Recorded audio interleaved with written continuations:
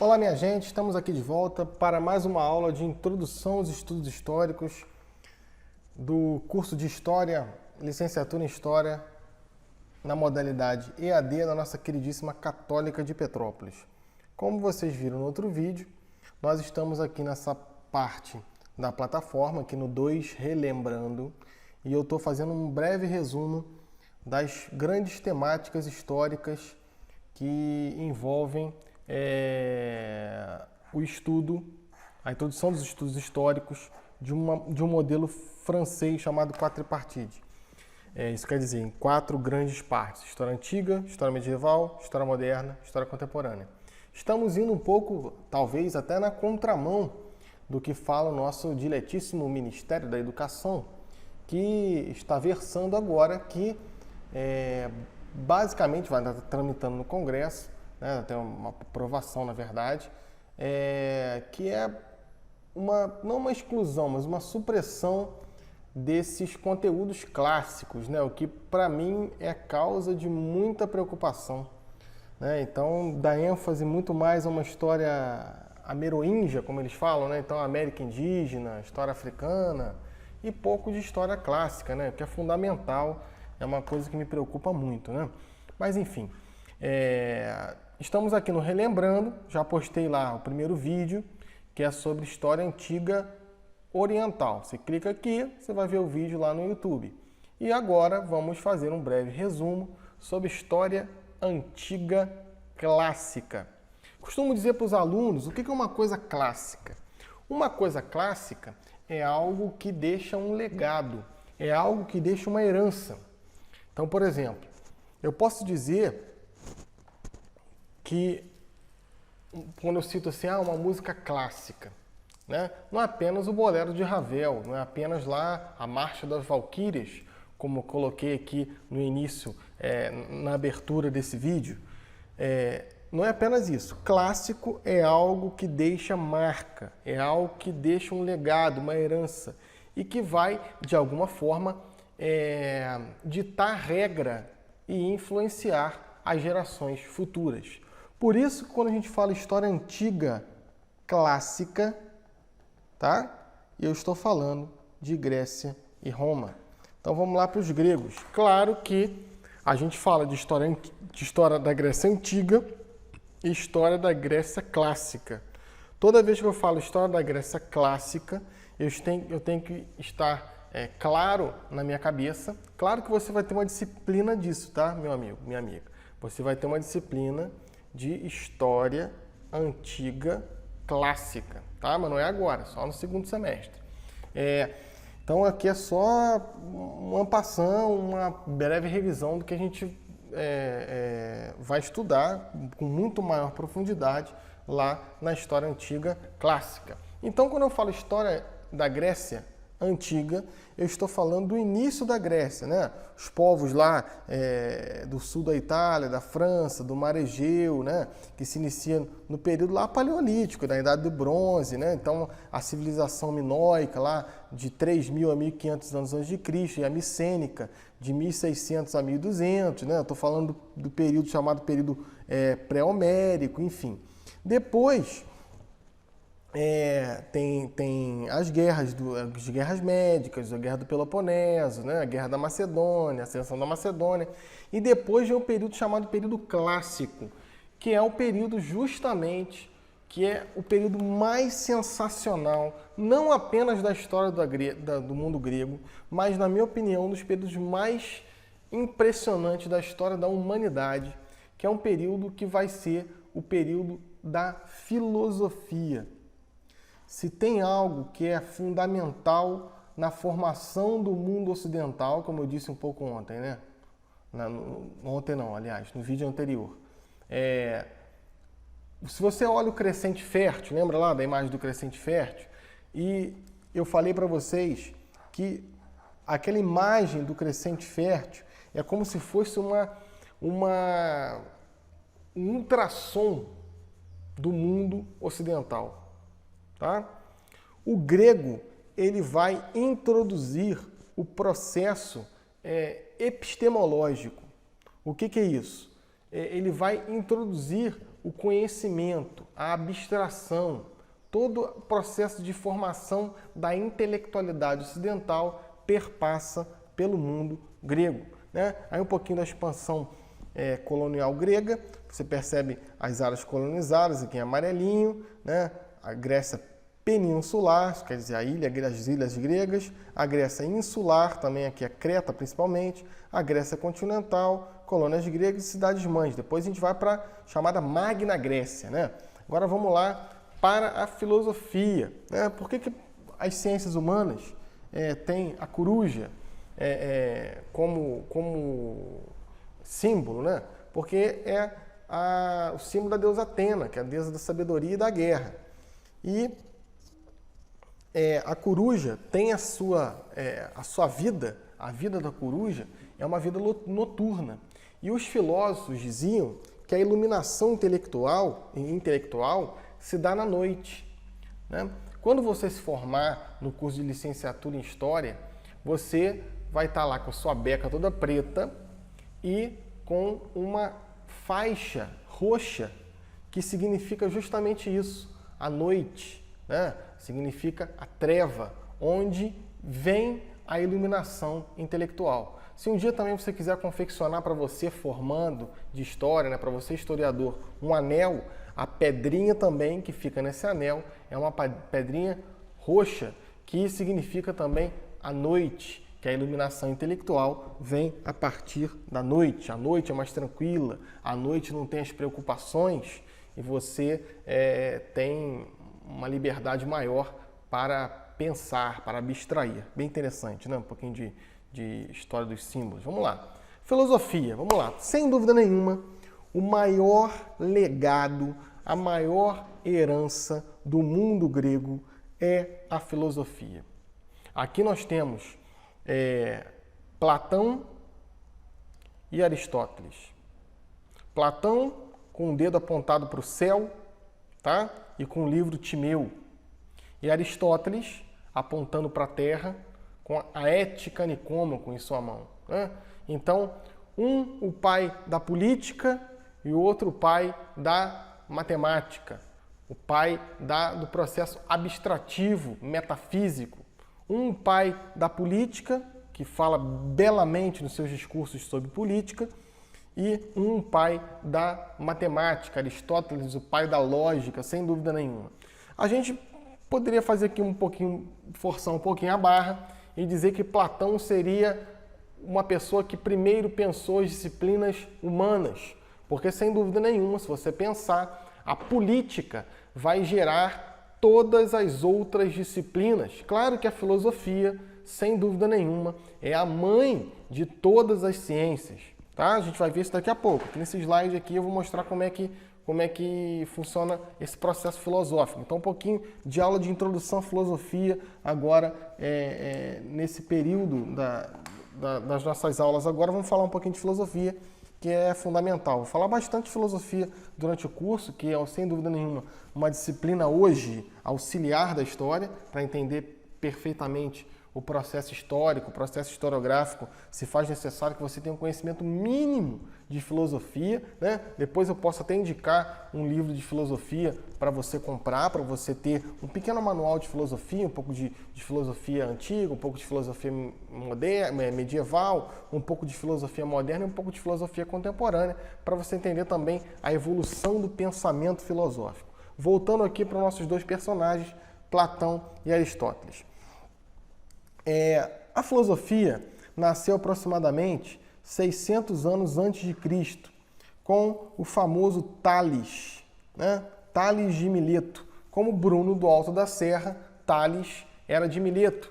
E ele fez uma pergunta, né? A pergunta primária, pergunta primeiro, chamada arqué, de que é feito as coisas. E aí começou a grande indagação da humanidade, né?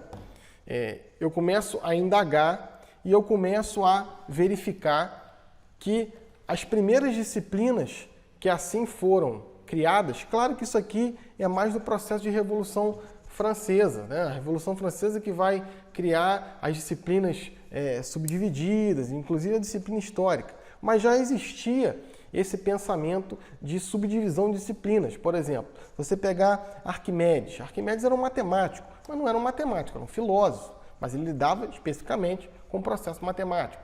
Então, para verificar as coisas, a primeira disciplina que a filosofia vai criar, a primeira disciplina que a filosofia vai escravizar é a física, que é uma co-irmã da filosofia. Às vezes a gente pensa que o filósofo é uma pessoa extremamente irreverente, né? Geralmente está jogando malabares no sinal e faz filosofia. Não é isso. A filosofia é o auge do pensamento humano, né? A física é co-irmã da filosofia. Claro que se você pensar a filosofia vai se preocupar não apenas com a aparência do fenômeno. A filosofia vai se preocupar com a essência desse fenômeno. A física vai se preocupar com a aparência do fenômeno. Então, por exemplo, por que o céu é azul? Isso é uma pergunta física. Tá? Então, a física, a química e a biologia são as disciplinas ditas ciências da natureza. Então, a filosofia vai olhar para a natureza e vai criar essas disciplinas, a física, a química, a biologia e a matemática, justamente para poder dar uma aferição a essas disciplinas. Então, eu quero descobrir o ingrediente das coisas, eu tenho a química. Eu quero descobrir como é que esses ingredientes formam os reinos biológicos. Aí eu crio a biologia. E assim sucessivamente. A antropologia, que vai estudar os tipos humanos, né? Claro que essa palavra hoje também é em desuso, mas a antropologia vai estudar o ethos do homem, né? Quem é o homem em si. A sociologia, o homem em sociedade, a política, né? E a burocracia também é uma invenção do mundo grego.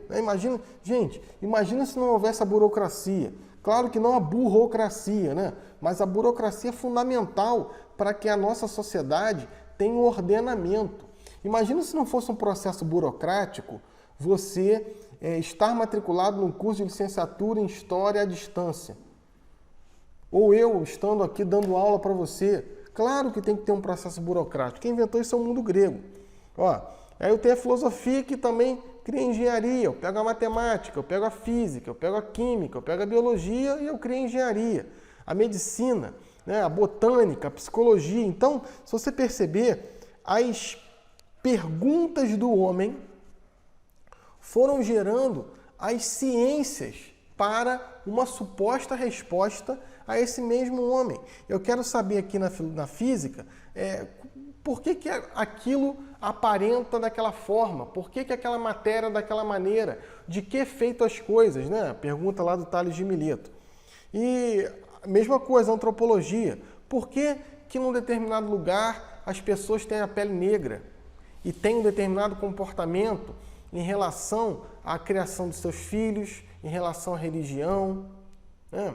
Por que numa tribo indígena eles têm um comportamento diferente de uma tribo africana? Isso é um pouco de antropologia. Claro que hoje a antropologia não está mais nesse nível de Lévi-Strauss, né, de ir lá pesquisar. É uma outra querela hoje. A antropologia está buscando outras searas de pesquisa, muito aliado com a sociologia principalmente. A sociologia, né, coloquei a Mafalda aí, o homem em sociedade. E a política justamente para gestar a sociologia, tem a burocracia, né? Coloquei, o homem tem suas moléstias, aí tem a medicina, tem a botânica, que mais tarde vai se tornar farmacêutica, né? E a psicologia para entender a alma humana, né? E aí a gente avança um pouquinho, né? Claro que aqui ficou faltando algumas disciplinas, como a teologia, que vai estudar Deus, né? Ou no mundo grego, né? Pré-filosóficos deuses, né? Eu tenho ainda o direito, né? que vai reger o processo político, a história, que vai contar os feitos do homem no tempo e no espaço, tal como nos remete o nosso grandiosíssimo Marc Bloch. Eu tenho a geografia, que vai mostrar como o homem ocupa o espaço e como o homem vai modificar esse espaço e como esse espaço vai gerar riquezas para o homem, né?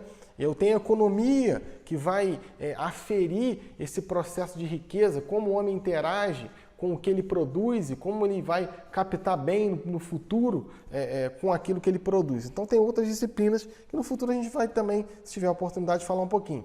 E aqui eu tenho a alegoria da caverna de Platão, que todo mundo em algum momento já teve contato com essa alegoria, né? Mostra o processo de conhecimento do homem. Eu aproveito para utilizar esse vídeo para também pedir licença a vocês de fazer algumas colocações em relação ao impacto que vai ser você entrar numa universidade, né? No caso, você já está no processo universitário, né? Eu costumo dizer para os alunos, e digo para você também, meu amigo, que estudar não é gostoso, ok? Isso é uma opinião minha, ok? Estudar não é gostoso. Gostoso é o resultado do estudo. Vou repetir. Na minha opinião, estudar não é gostoso. Gostoso é o resultado do estudo. Por quê? Muitas vezes o processo de aprendizagem é um processo extremamente enfadonho. É um processo, às vezes, extremamente cansativo. Muitas vezes o professor fala numa linguagem que não é a linguagem que você entende. Deixa eu dar aqui um exemplo. Se você quiser, você pode entrar lá no YouTube e eu dou exatamente essa aula, né? É uma aula que eu coloquei um nome até bem sugestivo, dizendo como tirar 10 nas provas. E eu falo justamente isso um pouco, né? Muitas vezes nós não aprendemos algo porque aquele algo foi nos passado de uma maneira, de uma linguagem que eu não consigo compreender totalmente. Não quer dizer que eu tenha alguma deficiência, não, alguma debilidade ou algum déficit. Não. Por exemplo, nós temos maneiras de aprender. Nós aprendemos pelos nossos sentidos. Muitas vezes você é auditivo e visual, tal como eu estou fazendo aqui com você agora. Eu estou te mostrando imagens e eu estou gravando também a minha voz. Então você está visualizando e ouvindo. Sim, mas de repente você não aprende assim. De repente você está agora em frente ao seu computador com um papelzinho, tá? E você está anotando basicamente as coisas que eu estou falando. Eu aprendo muito assim. Eu aprendo muito escrevendo. Mesmo que depois eu vá e jogue aquele papel fora, eu utilizei aquele instrumento da grafia e da escrita para me auxiliar a compreender melhor aquilo que o professor está dizendo. Então o processo aqui da alegoria da caverna do Platão vai dizer justamente isso, né? Deixa eu lembrar aqui um pouquinho para você da alegoria da caverna do Platão. Se bem vejamos, imagine que esses 3 jovens aqui foram criados desde tenra infância dentro dessa caverna, tá? E você vê aqui essa fogueira e as imagens que não são imagens da realidade, são imagens manipuladas por outrem. Ó, pessoas estão aqui manipulando essas imagens. Então a pessoa vê a imagem através de sombras. Enfim, um desses jovens se solta. Ele está preso na caverna. Ele consegue se soltar, ele vai perpassando, ele consegue chegar à realidade plena, chegar, no caso, à luz, à iluminação intelectual. Assim é o processo cognitivo. Claro, minha gente, você deve estar pensando assim, meu Deus do céu, né? Eu estou aqui em 2016 e o cara falando de processo cognitivo com base em Platão. Que coisa antiga, né? Não, não é antiga, é clássica, é diferente, tá? Uma explicação clássica do processo de conhecimento. Você que vai ser professor, você tem que entender que tem várias teorias de como nós aprendemos. Você pegar Piaget vai ter uma maneira, se você pegar até mesmo os brasileiros, né? Demerval Saviani, Paulo Freire, vão dizer como o homem aprende. Eu peguei lá a origem de todos os princípios e todos os escritos são embasados muito em Platão também. Então, é o processo de iluminação intelectual se dá assim. Agora, essa caverna na própria alegoria é uma caverna muito complicada. É uma caverna extremamente difícil. Você vai subir e muitas vezes você vai escorregar.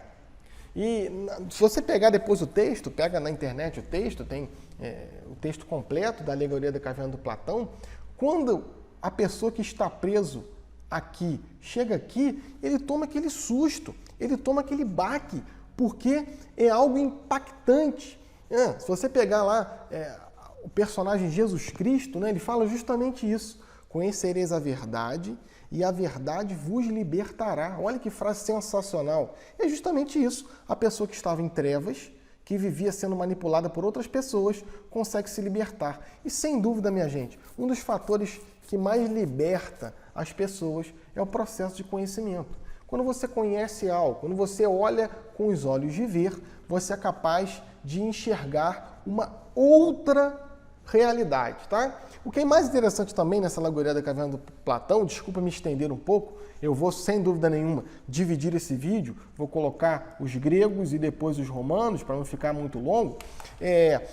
Sem dúvida nenhuma, se você pegar esse texto na internet, ele vai dizer o seguinte: o jovem que sobe, depois ele volta para comunicar aos outros jovens que estão presos que aquilo que eles estão vendo não é a realidade, é uma realidade manipulada. E os outros jovens falam que eles estão loucos. Então, você que de repente está voltando a estudar agora, você que de repente está me ouvindo por outro canal que não seja plataforma em EAD, muitas vezes, quando a gente volta ao estudo, né, pessoas que estão ao nosso redor, sem intenção de serem ruins ou sem ter a intenção de nos desanimarem, nos questionam. Nossa, Bruno, você ainda estuda? Ou, né, eu estou com 50 anos, eu estou fazendo curso de História. Nossa, para que isso?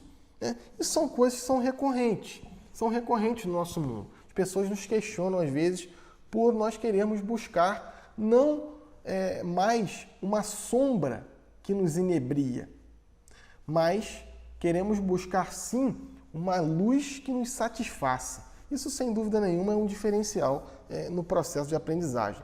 Ah, Bruno, então você está dizendo que só na universidade o conhecimento está? Não, claro que não. Aqui na universidade, nós temos um conhecimento sistematizado, um conhecimento sistêmico. Não que fora da universidade não exista a produção do conhecimento, é uma bobagem falar isso. Agora, aqui na universidade, nós temos um conhecimento sistematizado, tá? Isso aqui é interessante. É justamente o que o jovem está falando, né? Ora, isso é apenas uma sombra. Vocês deveriam admirar o dono dela. Aí os jovenzinhos que estão presos. Você que está errado. A vida está ali. Né? Então estão presos lá na ignorância. Né? E às vezes a ignorância é uma coisa invencível. Você não consegue romper a ignorância. Né? Você não consegue romper as trevas. Vamos lá. A Grécia, a Guerra de Troia, né? Só para a gente traçar aqui um panorama. Aproximadamente 1.200 anos antes de Cristo. Bruno, tem aquele filme Guerra de Troia, né? É bacana de uma maneira ilustrativa, né? É interessante, mas não tome aquilo como fatos históricos ipsilíteres. O que seria ipsilíteres? Exatamente como está escrito ali, no caso você está vendo, né? Então não é exatamente como aquilo ali, mas é bacana para ilustrar, né? As cidades-estados gregas, né, aproximadamente no ano 800, né? A gente falar Grécia é muito complicado nesse período. Então, eram pequenas cidades-estados, né? Você tem a Ilíada e a Odisseia, né? Escritas sensacionais do mundo contemporâneo, aproximadamente também no ano 800 a.C. E aí a gente tem as reformas de Solon, né? E aproximadamente 600 anos antes de Cristo, desculpa, com o surgimento da filosofia, nós temos Péricles e a democracia, né? Claro que a democracia grega não era a democracia que nós temos hoje. A democracia grega era só para a aristocracia, tá? E era uma democracia direta. Então a pessoa ia na ágora, tá? Não é agora não, tá, gente? É ágora, é a praça pública, tá? E a pessoa falava o que desejava e tinha lá um ditador. O que era o ditador? Não era aquele cara que vai forçar a lei. Não, aquele cara que vai ditar para o censor para o questor e vai mandar para o prefeito, né, para a pessoa que administrava aquele lugar, e ele iria tomar assim as providências. Interessante que os mandatos eram apenas de 2 anos e não tinham remuneração, imagina? Então a nossa democracia, democrácias no grego, né, que significa o governo do povo, a nossa democracia é uma democracia representativa e que muitas vezes se torna muito complicado, principalmente quando a gente tem voto de legenda, né? É muito complicado. Por exemplo, para prefeito, para presidente, para senador e para governador, nós votamos, é um voto direto, né? Você vota no número, você vota na pessoa.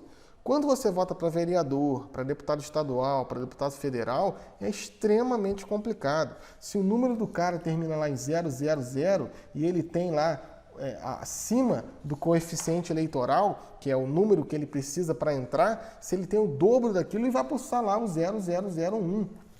Então é extremamente complicado o nosso processo democrático. Quando a gente fala de reforma política, é justamente isso, né? Colocar a mão nessas temáticas, né? A gente tem a famosa Guerra do Peloponeso, né? 431, 404 a.C., e aí a gente tem a cereja do bolo, sem dúvida nenhuma, da administração grega, né? Que é o grande Alexandre, né? Falar o grande Alexandre Magno seria muito redundante, né? O grande Alexandre, né? Essa foto, uma figura interessante, quando ele está perseguindo Dário, né? Depois da sensacional Batalha de Gaugamela, em 336 antes de Cristo, né? Império de Alexandre, né? Os territórios dominados, ele vai até a Índia, né? Até as portas da Índia. Interessante que quando ele vai invadir a Índia, isso aí é só uma questão, né? É só uma curiosidade. Quando ele vai invadir a Índia, ele antes de invadir a Índia, ele volta para Macedônia, tá? Ele volta para Macedônia, ele vai aqui na Macedônia novamente, né? Nesse território aqui da Grécia. E ele vai lá no oráculo de Delfos. Interessante essa história. E ele consulta lá as sacerdotisas, né? E, juntamente com ele, está o Ptolomeu, que depois vai reinar na satrápia do Egito. Falei isso um pouco na aula anterior, quando eu falo lá do Egito Antigo. E o Alexandre pergunta assim para uma das sacerdotisas, né? Olha, eu devo invadir a Índia? E a sacerdotisa diz a seguinte frase, né? Vencerás, não morrerás. E aí ele vai para a Índia e morre, né? É interessante que ele recebe uma flecha envenenada, né? E ele seria curado. Só que os médicos dão tanto remédio para ele que envenenam, né? Então, vocês sabem que o medicamento para o veneno, o que muda é a dosagem, né? Foi justamente isso que aconteceu com o Alexandre, coitado. Então, o Ptolomeu volta para Macedônia e vai lá no oráculo de Delfos. Olha só, minha filha, você disse para a gente que nós íamos ganhar na Índia. Não, vencerás não, morrerás. Mudou a vírgula, né? Então, só um pouco de curiosidade. E a gente tem também uma das grandes façanhas do mundo grego, que sem dúvida nenhuma é o exército, né? Nós temos as famosas falanges hoplitas, né? Que seriam esses soldados. Essa imagem aqui não está muito bacana, não. Depois eu vou colocar uma imagem mais bonita. Esses soldados com escudos, com lanças grandes, e criaram quase que um tanque, né, de guerra com pessoas. Era quase que intransponível, né? O exército de Esparta era bem assim. Então a gente vai ficando por aqui. No nosso próximo vídeo, que vai estar abaixo, nós vamos falar desse outro sensacional império, que é o Império Romano. Até a próxima, um abraço.